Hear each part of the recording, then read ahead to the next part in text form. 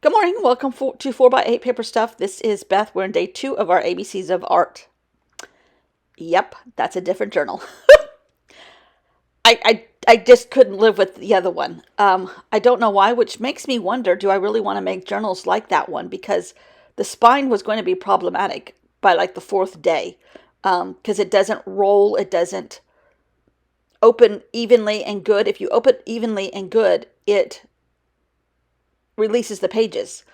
So I'm thinking through a lot of things. Anyhow, um, and B in our ABCs of Art stands for brushes. So the brushes have a lot of blue paint on them from the picture that I got out of the dictionary. So I am going with it with a blue background. Still working on the same pile of scraps that I had next to me for the beginning of the month and trying to use some more up. Um, I could not work with that other book, so I decided to ditch it and make my own. Now, this is going to be rather repetitive because I'm going to be doing the same thing every day. And I'm a little nervous about that because even though I love watching these kind of things and watching somebody do their process, it might not be fun for everybody else. I hope it is, um, but it could get repetitive. But I needed a good palette cleanser, and this is kind of a good palette cleanser for me. Just not thinking, working in the same pile of scraps, working in the same tub of scraps. I have my little mini tub next to me, and the bigger scraps are going on the bottom, the smaller scraps are going on top. I'm trying to connect, in air quotes, connect everything. And I might add other stuff towards, on the other days, um, mainly because this is going to get repetitive. And I am going to do 2 letters every day. So we're off to the races in a very, very repetitive journal. But, oh, and the 70s and 80s idea is fantastic, although in your part of the world might look different than our part of the world during the 70s and 80s. But I love that idea. So yeah, it's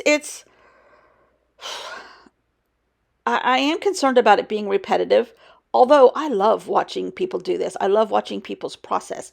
Where did she put that piece of paper? I would have put it over here, or he put it there, and I think I would have cut it in half. I mean, I love watching that, and I learned from that. Um, I've learned what I like, what I don't like, for the most part, by watching other people's techniques. And I'm collecting this paper as I go. I'm not like pulling out a bunch of blues and getting them all pre-fitted and then gluing them down only with you. No, I'm digging in my basket as we speak. So, um, I do. I hopefully it won't be repetitive. Hopefully it's relaxing, and you could put me on fast forward and I'll be over with in a few minutes. My videos will probably be shorter, only because um, it's I don't know. It's problematic for me, but I'm going with it anyhow. I'm going with it anyhow. I might be, just talking nonsense to all of you, but it is. I'm wondering how long I can keep this up because it is repetitive. Even though I love it, and even though it's relaxing, and even though it's what I really kind of need to unscramble some things in my head, and this works for me. So we shall see. But I'm probably going to do them fast forward and a voiceover because I can speed it up a little bit. Um, and I don't know. I don't know. I'm really kind of regretting this idea, but in the meantime, I'm going to make myself stick it out. Um, but they probably will be voiceovers because actually I'm watching some British crime thing on BritBox and it's excellent. So I'm listening to BritBox as we glue here. Um, and don't tell Gunner, but he's going to get groomed, attempt to get groomed again today. He goes in a few hours, but they agreed to see him again. This will be the fourth visit to this same groomer, and hopefully he will not get kicked out again. He does not like getting groomed at all, and he is a breed that needs to get groomed regularly. Down at the beach, we have a girl that tolerates him, and he tolerates her. Uh, it's not pretty on either end's part, but it gets done. She's very good with him down there, but we haven't found anybody up here yet that in 3 years that can handle him with kid gloves and not get worried about his aggressiveness. I do think he could hurt somebody. I do, and I don't blame them. I don't blame them at all. I do think he could hurt somebody because he's attempted to do it to us too. He just does not like what he doesn't like. He doesn't like, and when he doesn't like something, you know about it. Everybody knows about it. And it's the breed. He's an aggressive at the aggressive end. He's at the end of the aggressive time. What do you want to call spectrum for him? For that breed, he is more aggressive than normal. But it's the breed. They're a strange breed. And they're Maltese, which is mellow, but the Havana in him, which is basically a Cuban Maltese, is kind of like what I have seen in research.